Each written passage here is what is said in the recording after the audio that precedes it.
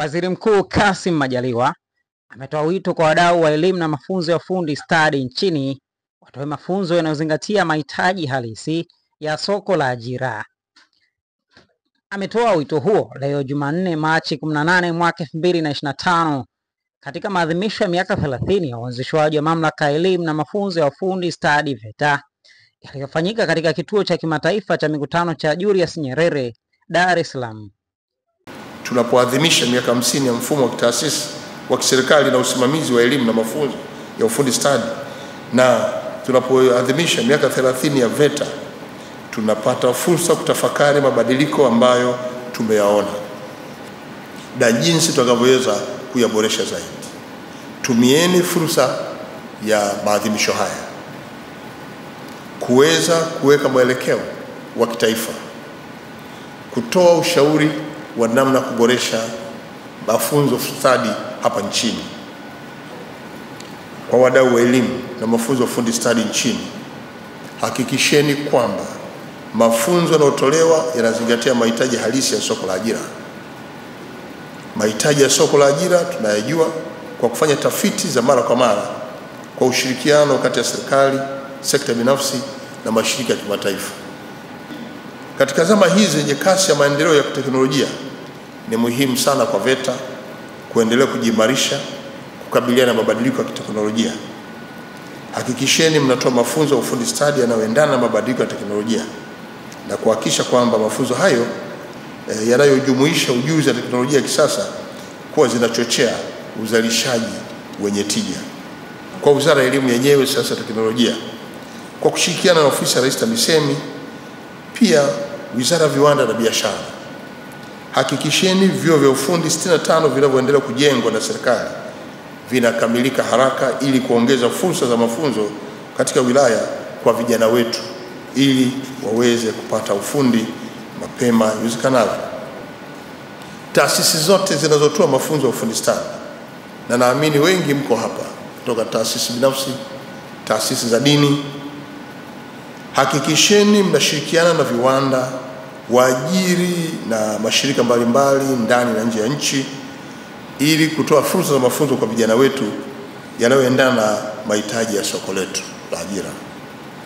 Wazazi na vijana kwa ujumla, tumieni fursa ya mafunzo ya ufundi stadi zilizopo nchini kupitia vyuo vilivyojengwa kwenye mikoa na wilaya yetu, kuwapeleka vijana kupata ujuzi utakaowezesha kujishughulisha na kujipatia kipato kutokana na shughuli kutokana na ufundi aliojifunza kwenye vyuo vyetu. Kwa upande wake, mkurugenzi mkuu wa VETA CPA Anton Kasore amesema taasisi hiyo imejizatiti katika kuboresha mafunzo na kwamba wataendelea kutoa ujuzi ili kuhakikisha taifa linakuwa na watu wenye ujuzi. Pia CPA Kasore ametoa fursa hiyo kuishukuru serikali kwa kuwekeza katika eneo la kutoa ujuzi, eneo ambalo litawawezesha Watanzania wengi kujikwamua kiuchumi. Eneo hili la ujuzi limekuwa ni muhimu sana kwa taifa letu, lakini pia tunaishukuru serikali kwa kuzidi kuweka mkazo. Tumeonyesha vyuo ambavyo vimetoka kuanzia mwaka 94 na mpaka sasa hivi tuko na vyuo 80 na tunaenda kuwa na vyuo 145. Hivyo ni vyuo vingi katika kila mkoa na kila wilaya. Lakini tunatambua serikali imetumia gharama kubwa kufanya ujenzi huu ambao mwisho wa siku unaenda kuhakikisha kila Mtanzania anaenda kupata ujuzi, anaenda kupata fursa ya kuweza kushiriki katika shughuli mbalimbali za kiuchumi, shughuli za kijamii zitakazomwezesha kupata kipato. Lakini Mheshimiwa mgeni rasmi, nipende tu kusema katika utekelezaji wa shughuli hizi, sisi kama VETA tuna matarajio makubwa na tuna matarajio ambayo yanataka kulenga kwa wananchi wa Tanzania kuweza kuzidi kupata fursa. Na malengo yetu ni kuimarisha zaidi upatikanaji wa mafunzo kwa vijana na watu wazima, kukuza ubunifu na teknolojia na kuhakikisha elimu ya ufundi stadi inakuwa ni nguzo ya maendeleo ya viwanda na uchumi wa nchi yetu. VETA inalenga kuwa kitovu cha ubunifu chenye uwezo wa kulea vipaji na kuibua wabunifu watakaosaidia kuleta suluhisho kwa changamoto za jamii. Lakini pia tunaomba tuseme wananchi waendelee kutuamini kama nguzo ya kuwajengea ujuzi na maarifa. Tunataka kuona vijana wakiwa na thamani ya mafunzo ya ufundi stadi, si kama chaguo la pili, bali kama njia sahihi ya kujenga maisha bora na kuchangia maendeleo ya taifa.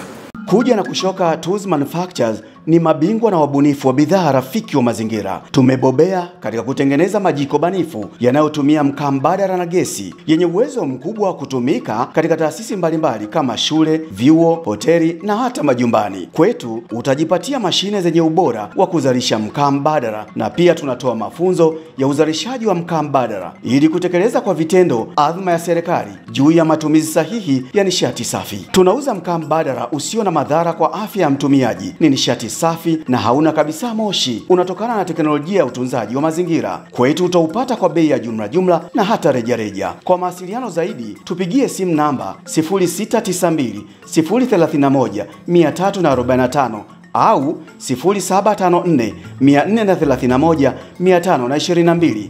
Pia